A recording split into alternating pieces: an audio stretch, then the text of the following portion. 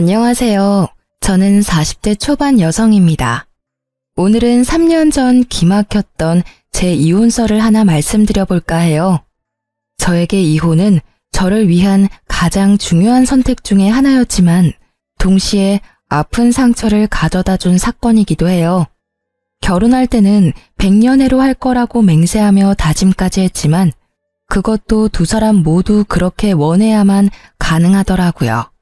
한 사람이 아무리 노력해도 나머지 한 사람의 노력이 없으면 결국 이렇게 중간에 헤어질 수밖에 없다고 생각해요. 솔직히 이혼을 해서 이렇게 사연글을 쓰게 될 줄 몰랐기에 두서가 없을지도 모르지만 제 이야기를 한번 들려드릴게요. 저와 전 남편은 사내 비밀 커플이었어요. 그 스릴 때문에 더 즐거웠고 또 그 스릴 때문에 잘못된 선택을 했던 건지도 몰라요.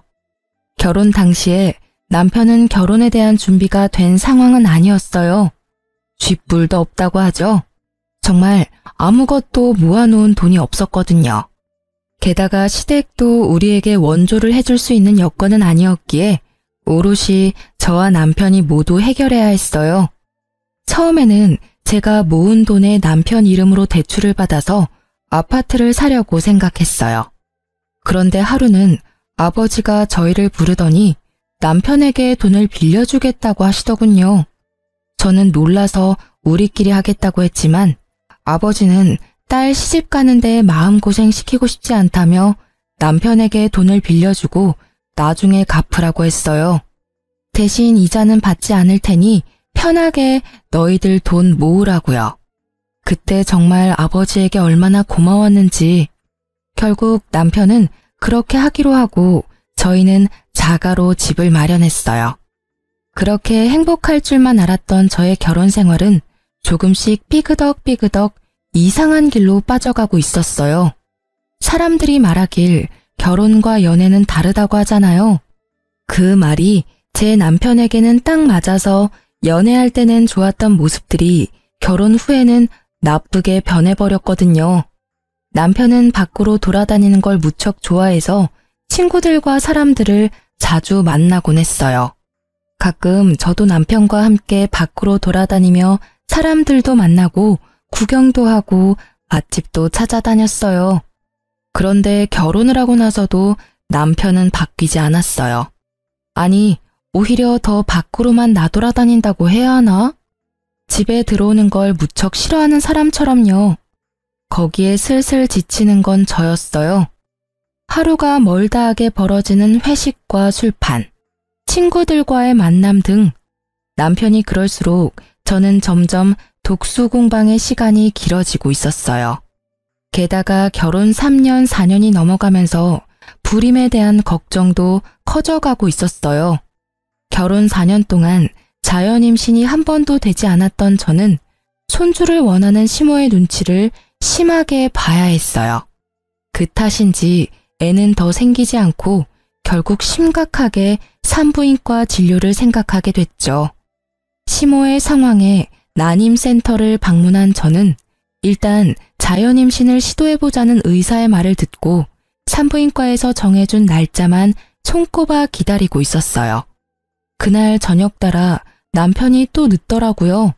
그런데 이번 한 번만이 아니었어요. 저번 달에도 그렇게 일찍 오라고 단단히 일렀는데 날짜를 넘겨버리는 탓에 이번에는 벼르고 있었거든요. 그런데 이번에도 일찍 오지 않더라고요. 애가 타는 제 속을 모르는지 밤 11시가 넘어서야 남편에게 전화가 왔어요. 당신 어디야? 오늘 일찍 들어오라고 했잖아. 아이고 사모님, 저 택시기사인데요. 나오셔서 손님 좀 모셔가야 할 것 같은데요. 택시에서 내릴 생각을 안 하셔요. 날씨가 추워서 놔두고 가기도 그렇고. 어머, 죄송합니다. 제가 바로 데리러 내려갈게요. 전화를 한 것은 남편이 아니라 택시기사였어요. 아파트 현관 앞에 서 있는 택시를 보니 어찌나 민망하고 화가 나던지 저는 연신 기사에게 미안하다고 말하며 남편을 데리고 왔어요. 술에 쩔어서 몸을 가누지도 못하는 모습을 보는데 정말 한 대 쥐어받고 싶을 만큼 열이 받더라고요. 게다가 남편을 데리고 집에 들어오는 내내 남편의 옷에서 나는 제 것이 아닌 여자의 향수 냄새와 분 냄새에 겨우 화를 삭히며 집으로 들어왔어요. 밝은 데서 보니 더 선명하게 보여지는 남편의 모습에 저는 눈을 감으며 충격을 감당해야 했어요. 옷깃에 덕지덕지 묻어있는 립스틱에 단정치 못한 옷차림이 딱 봐도 여자를 끼고 놀았던 것 같더라고요. 게다가 남편을 데리고 들어올 때 남편 와이셔츠에서 바스락거리는 소리가 신경이 쓰여서 주머니를 확인했는데 거기에 작은 쪽지가 있었어요.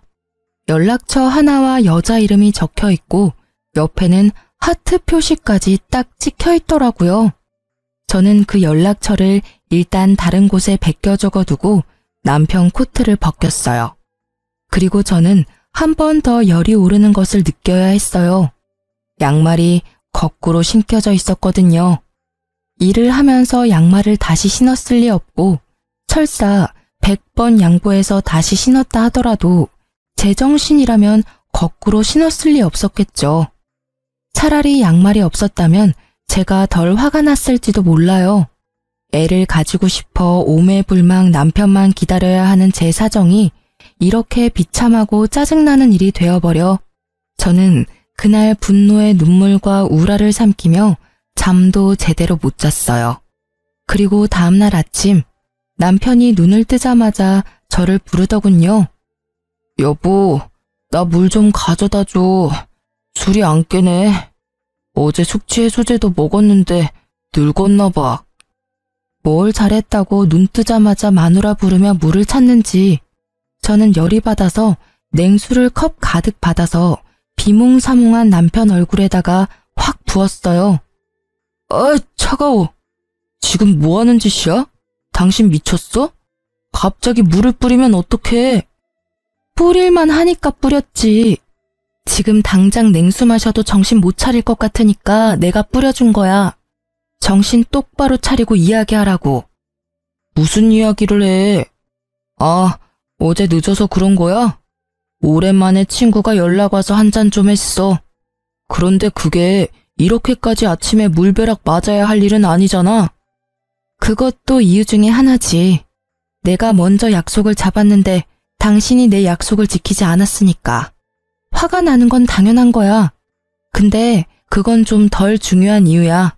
제일 중요한 이야기를 말해봐. 어제 술 마신 것까지는 이해할 수 있어.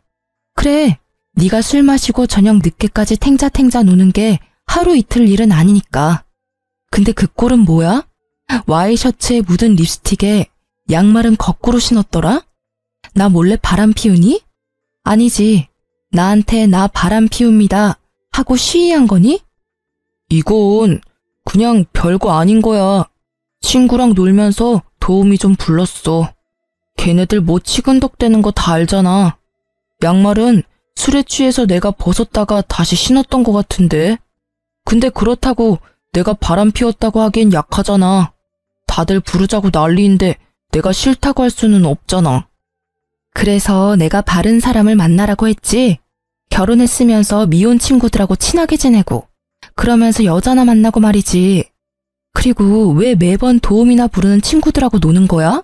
그렇게 여자가 좋아? 막 애교 떨고 치근덕거리니까 좋아?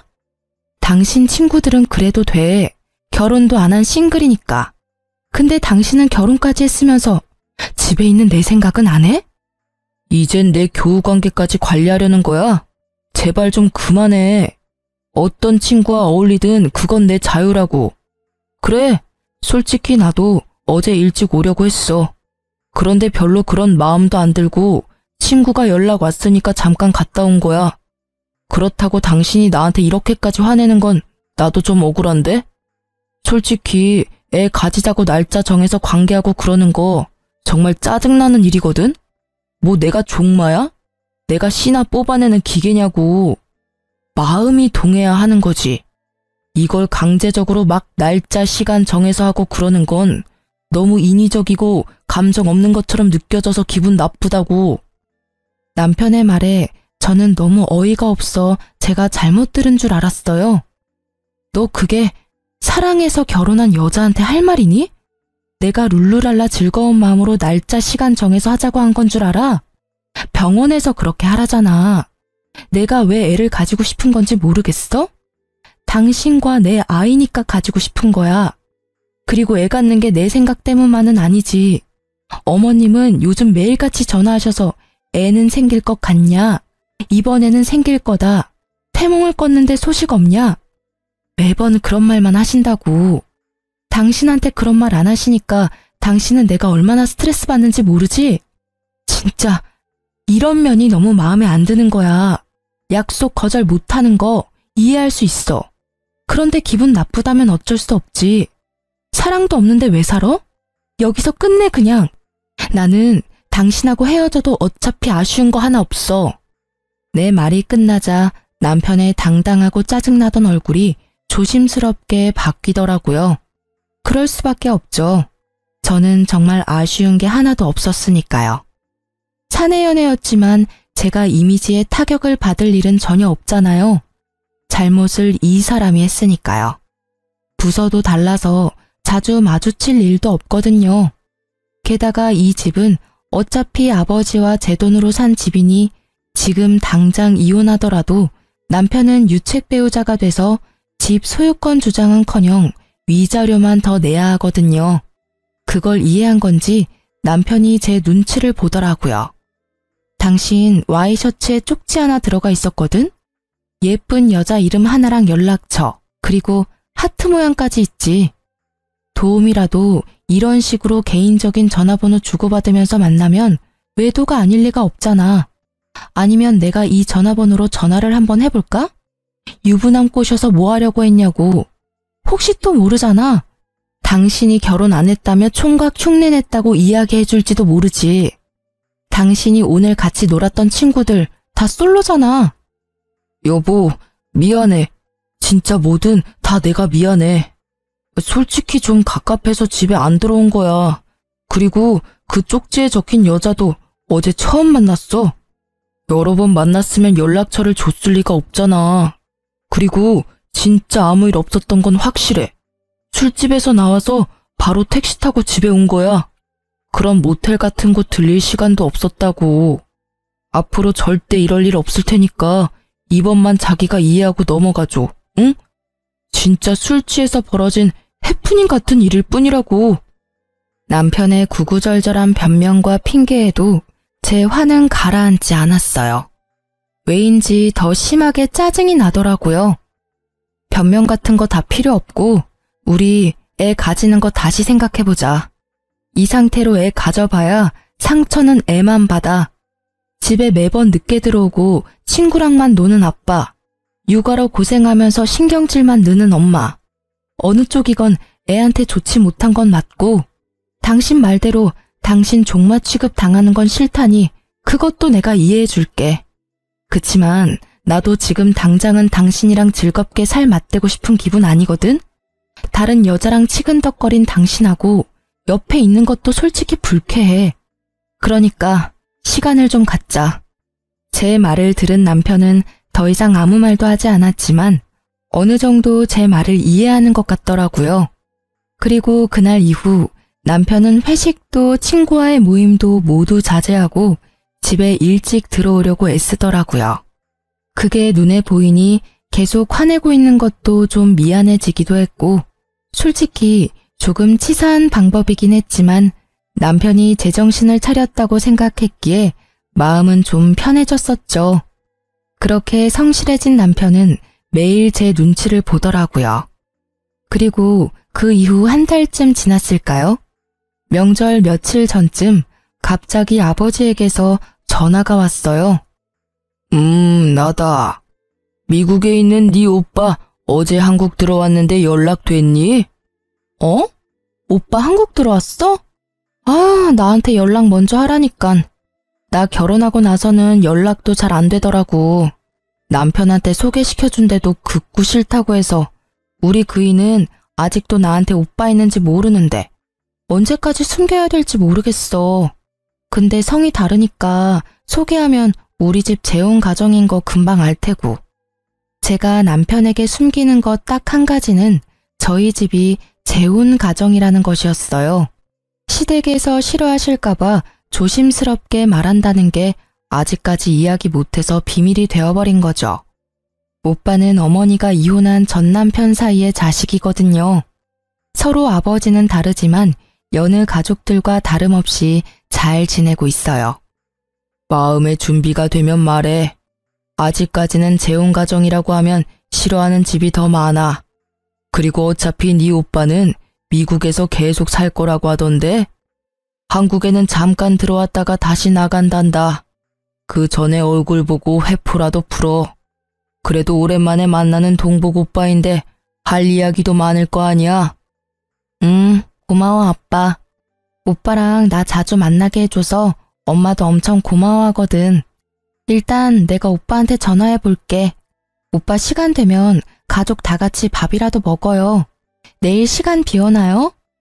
아버지와 전화를 끊고 나서 저는 오빠와의 만남에 들뜨기 시작했어요.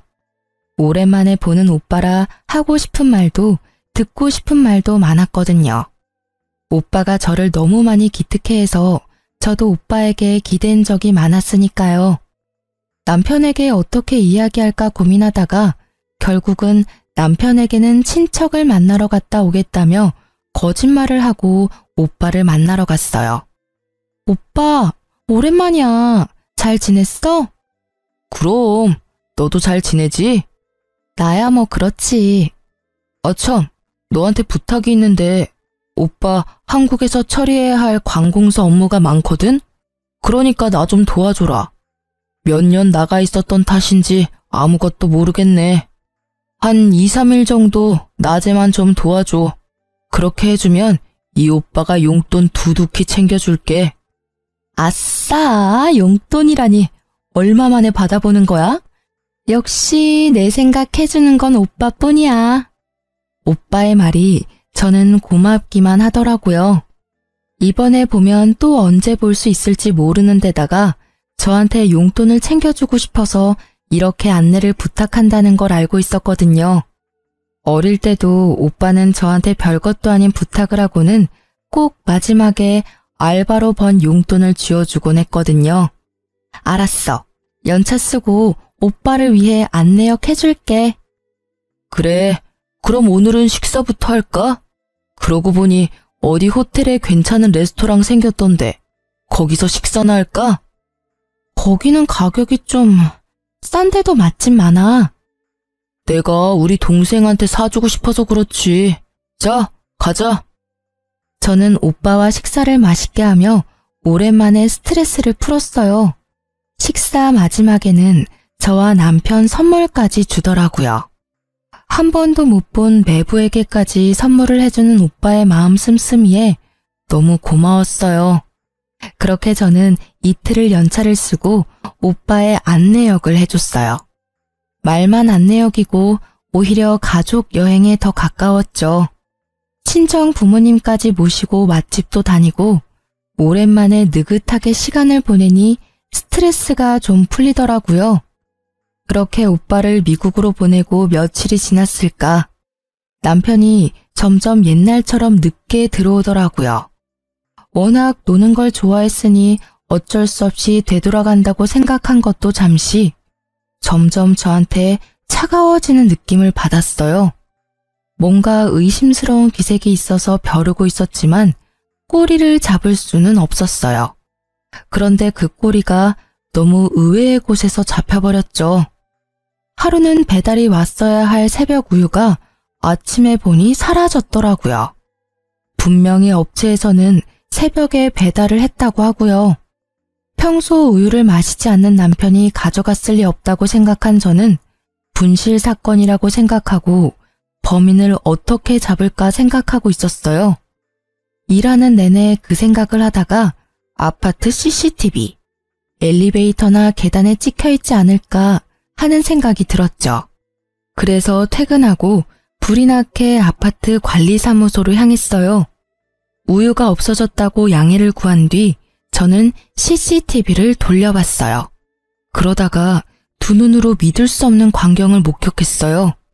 아침 시간 제 남편이 엘리베이터에서 어떤 여자와 무척 진한 아침 인사를 하고 있더라고요.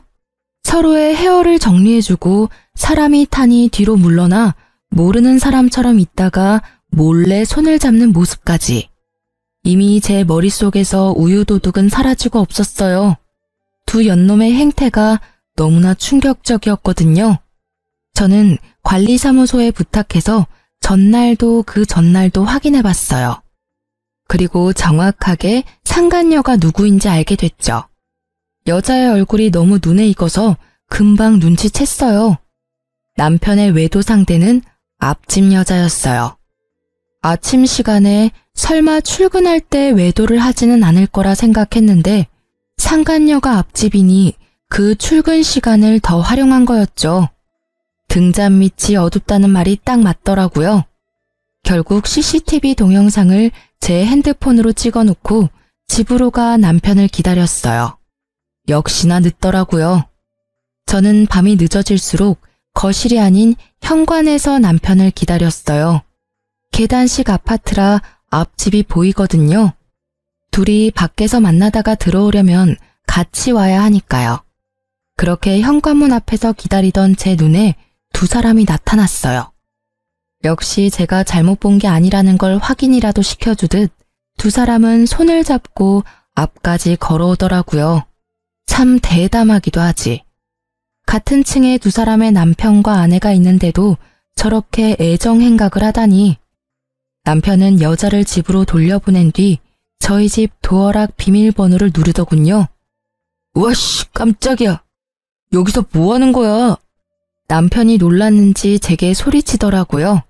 들킬까봐 놀란 건지도 모르죠. 저는 남편에게 조용히 말했어요.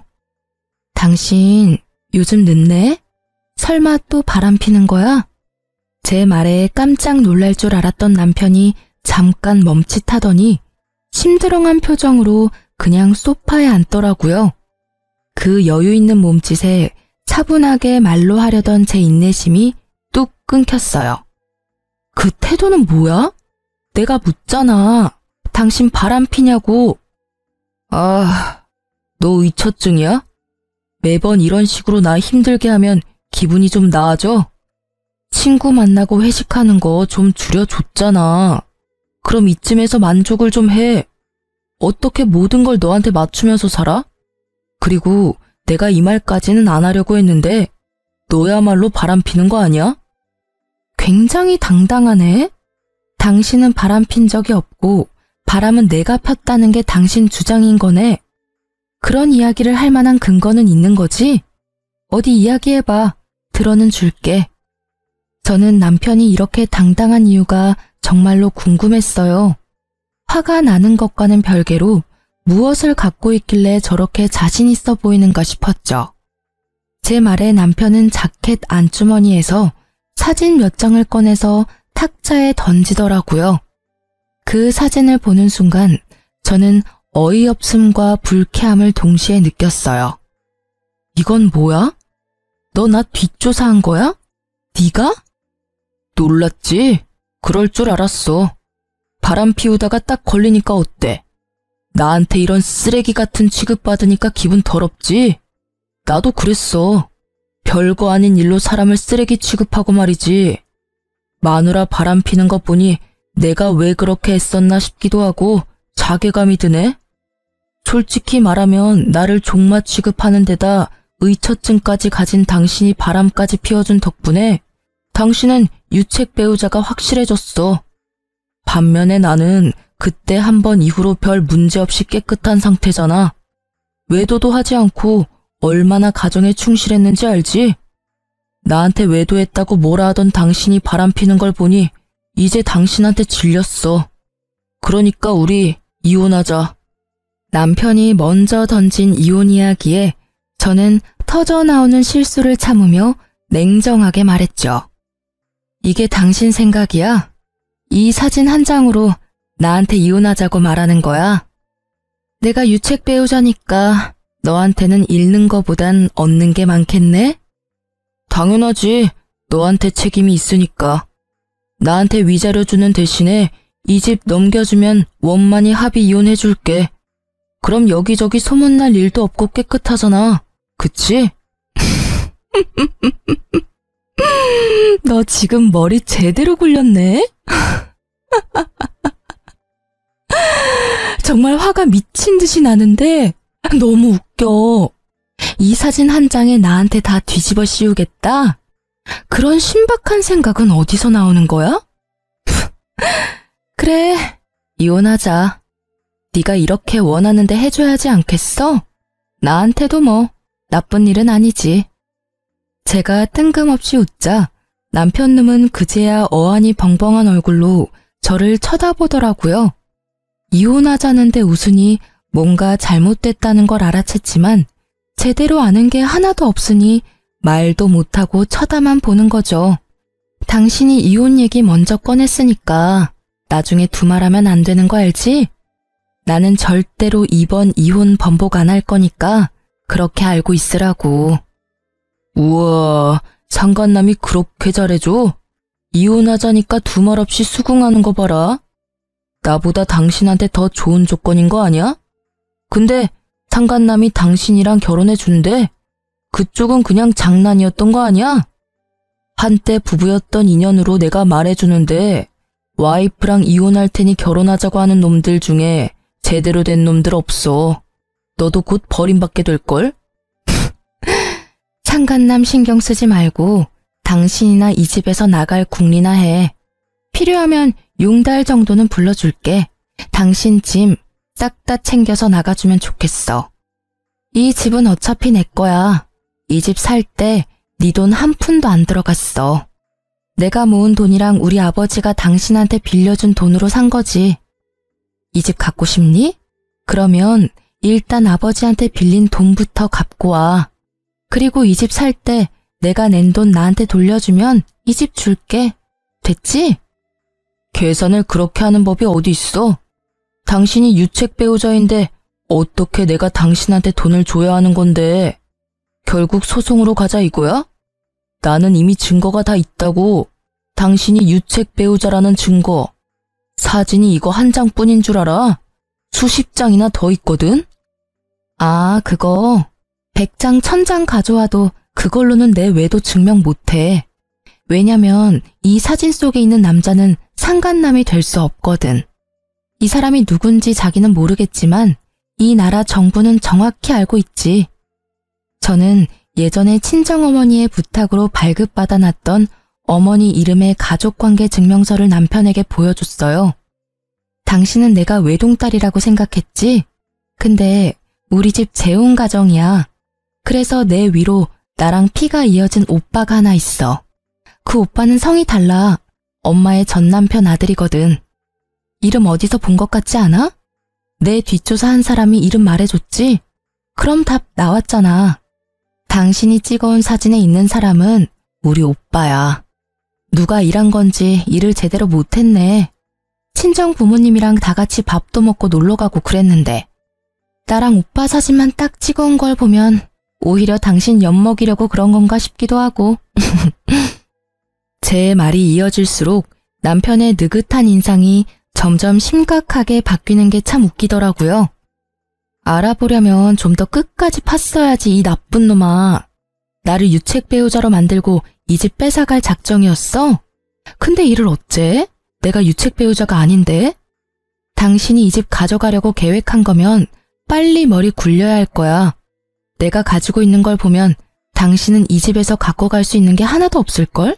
오히려 위자료로 몇 천쯤 준비해야 할 텐데 괜찮겠어? 남편은 소파에서 내려와 내 앞에 무릎을 꿇었어요. 처음 보는 모습이었어요. 그런데 얼마나 꼴보기가 싫던지.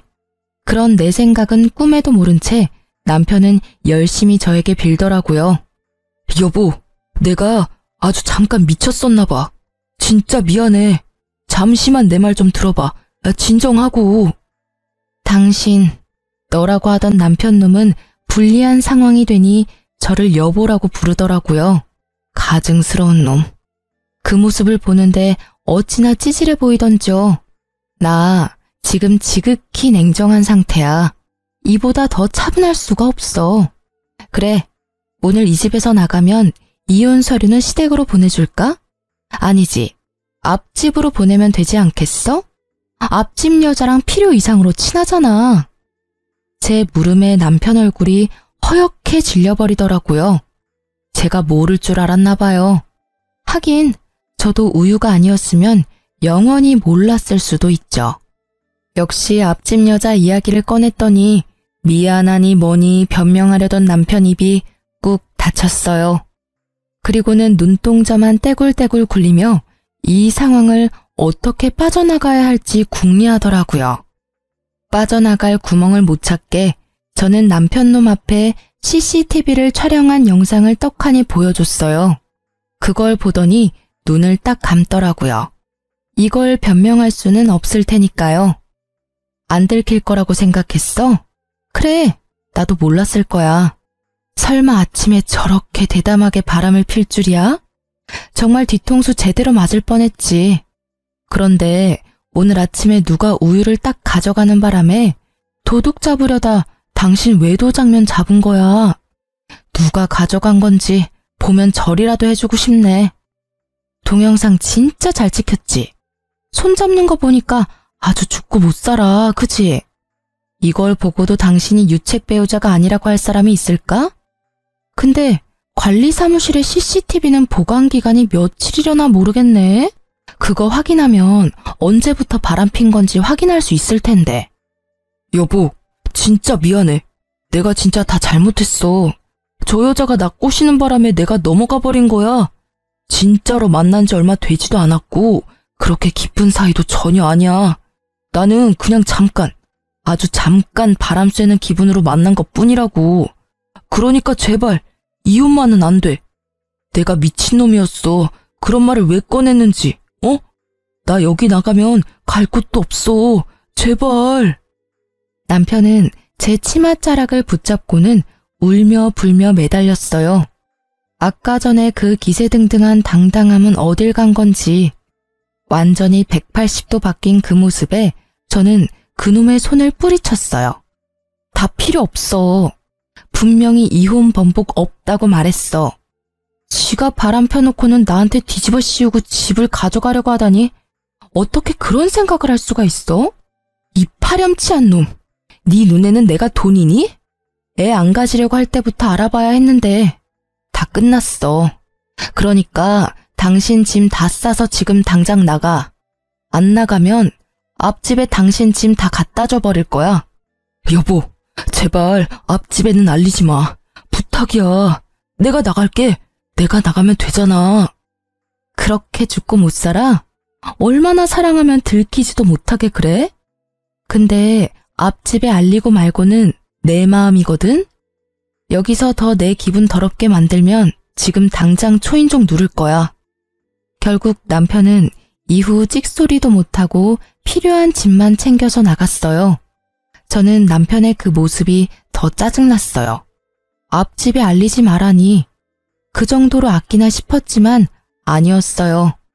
나중에 알고 보니 그 여자를 아껴서 그런 게 아니라 그 여자가 상간녀 소송으로 위자료 지불할 때 자기한테 내달라고 할까봐 그런 거였더라고요. 어디까지 찌질해질 수 있는지. 그리고 나중에 확인을 해봤더니 그날 우유를 가져간 건 어이없게도 남편이었더라고요. 우유를 마시지 않는 남자가 왜 가져갔나 싶었더니 그걸 상간녀에게 줬더라고요. 그때는 자기가 가져갔다고 저한테 이야기할 생각이었다는데 이 멍청한 놈이 그걸 나중에 깜빡하는 바람에 저는 스스로 판도라의 상자를 열어버린 거죠. 그리고 알고 보니 앞집 여자와는 반년 정도 사귄 상태로 생각보다 오랫동안 만남을 이어왔더라고요. 저는 앞집 여자에게도 화가 났어요. 매번 오며 가며 살갑게 인사하곤 했는데 저를 볼 때마다 제 남편과의 만남을 떠올리며 저를 불쌍하고 눈치 없는 여자로 봤을 걸 생각하니 분이 나서 못 참겠더라고요. 그래서 앞집 여자에게도 상간녀 소송을 걸었어요. 남편과의 이혼 소송도 물론 진행했고요. 그렇게 상간녀 소송 걸고 얼마 뒤 누가 우리 집 배를 누르더라고요. 화면에는 앞집 여자가 서 있었어요. 제가 문을 열어주니 그 여자가 갑자기 저희 집 현관문에 꿇어 앉더라고요. 왜 이러세요? 일어나세요. 아니요. 제가 정말 다 잘못했어요. 잠깐, 아주 잠깐 만난 거예요. 그러니까 제발 소송만 취하해 주시면 안 될까요? 염치 없는 부탁이란 건 잘 알지만 어떻게 좀 선처를... 제가 왜 그래야 하는지 잘 모르겠네요. 소송 취하해 주시면 제가 위자료는 드릴게요. 꼭 드릴 테니까 남편과 아이만이라도 알 수 없게 해주시면, 잘못하면 아이도 남편도 다 잃게 생겼어요. 그러니까 제발 소송만 취하해 주세요. 위자료는 제가 드릴게요. 아, 그러세요? 모두 잃게 생겼구나. 그런데 저도 당신 덕분에 가정과 남편을 잃었어요. 그러니까 그 부분은 그걸로 퉁치죠. 솔직히 바람 필 때 소문날 거 생각 안 한 건 아니잖아요.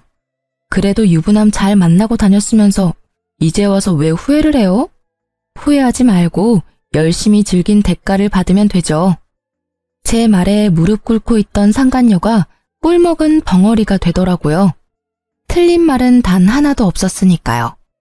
남의 남자 만날 거면 소문날 거 당연히 각오한 거 아닌가요? 이제 더 이상 할 말 없으면 나가보세요. 저는 더 이상 해드릴 말이 없어요. 제가 피해자인데 가해자가 이렇게 피해자 행세를 하고 계시는 것도 이상하고. 뭐? 그렇게 따지면 남편 관리 제대로 못한 당신 탓도 있는 거 아니야? 당신이 남편 잘 붙들고 있었으면 이런 일이 생겼겠어? 잘해주지도 못할 거면서 결혼은 왜 했대?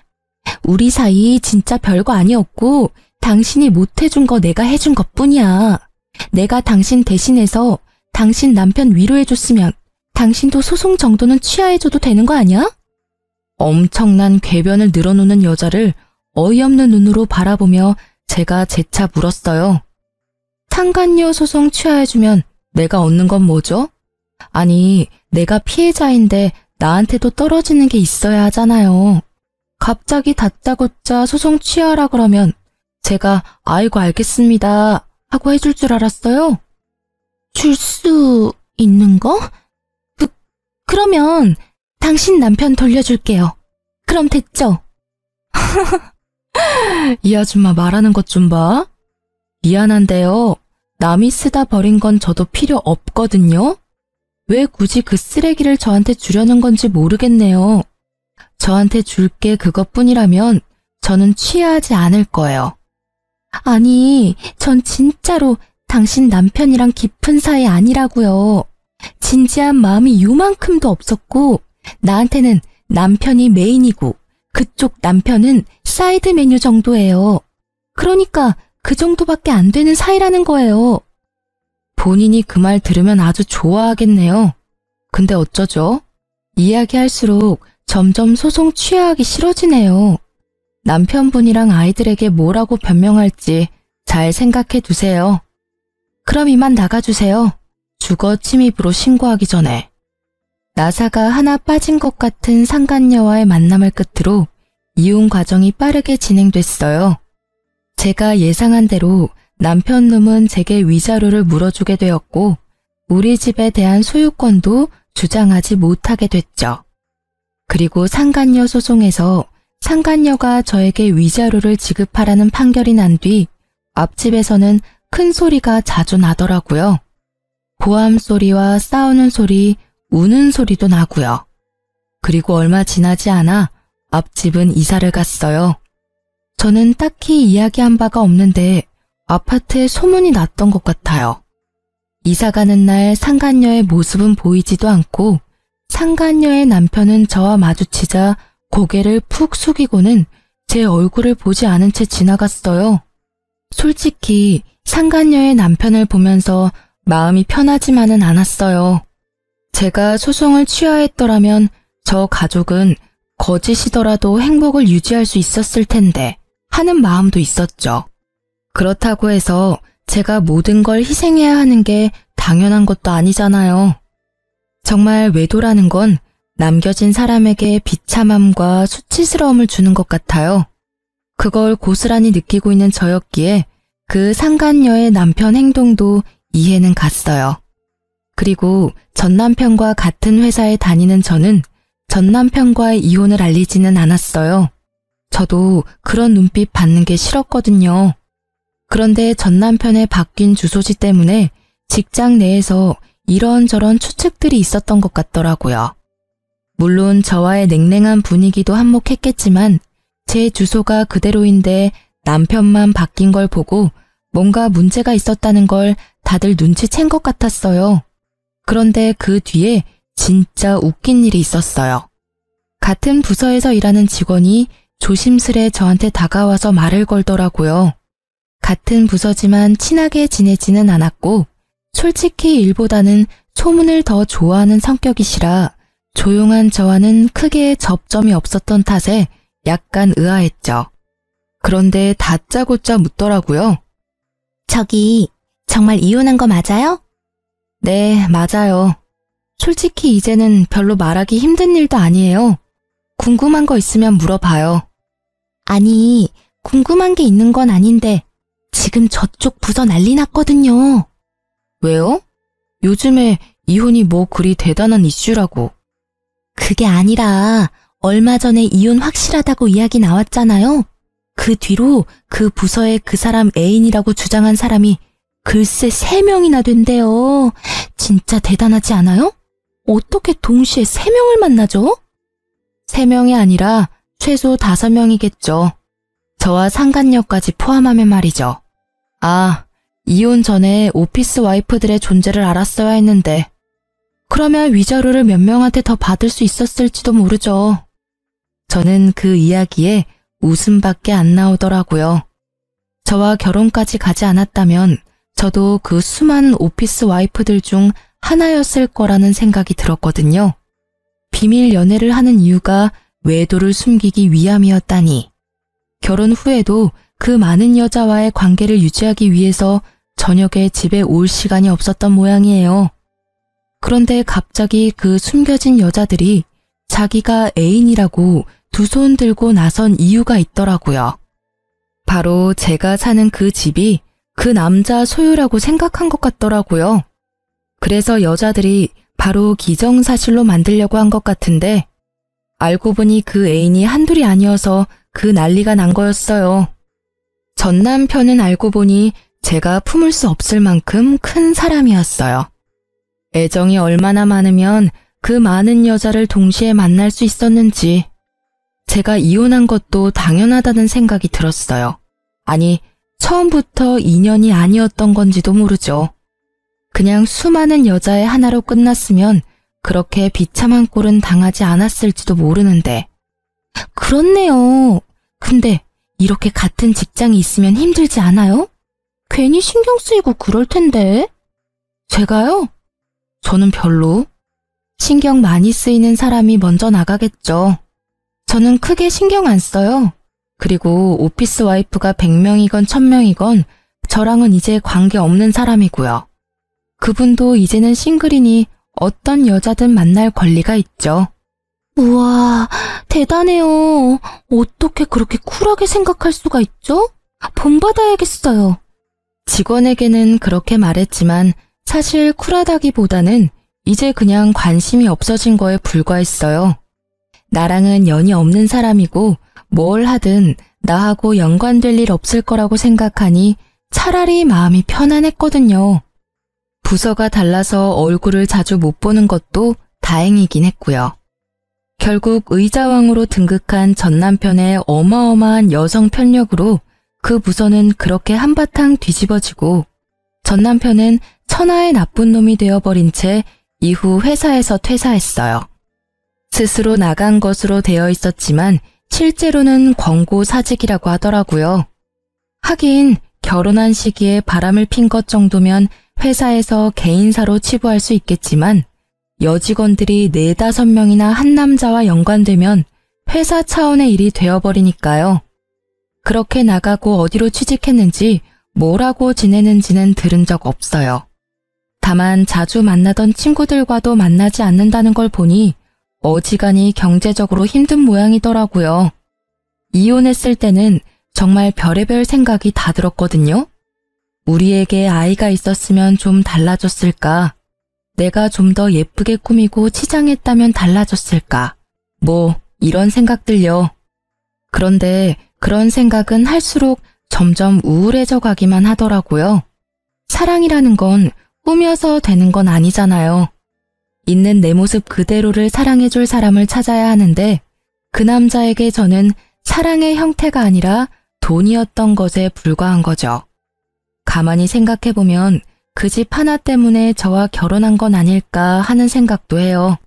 그렇게 많은 여자들이 있는데 왜 나와 결혼했을까 생각해보면 딱 답이 나오잖아요. 저는 혼자가 된 뒤로는 혼자가 편해서 비용까지 생각했었는데 아버지가 저에게 그런 놈 때문에 인생 포기하기엔 제가 너무 아깝다며 사람을 소개시켜줬어요. 아버지가 잘 아는 사람이라서 믿음이 가기는 했는데 제가 워낙 크게 남자에게 대었던지라 쉽게 마음을 내놓지는 못하겠더라고요. 그렇지만 꾸준하게 저와 연락해주고 저를 최우선으로 생각하고 행동하는 그 사람 모습에 연애 2년을 끝으로 재혼을 하게 됐어요. 결혼하고 나니 더 가정적이고 저를 사랑해줘서 지금은 사랑받는 세댁으로 행복하게 보내고 있답니다. 그리고 여담이지만 만난 지 2년 만에 아이가 생겨서 귀여운 아들 하나 낳고 잘 살고 있는 중이에요. 이렇게 잠든 아이를 바라보면 제가 지금 잘 빠져나왔다는 생각을 하곤 해요.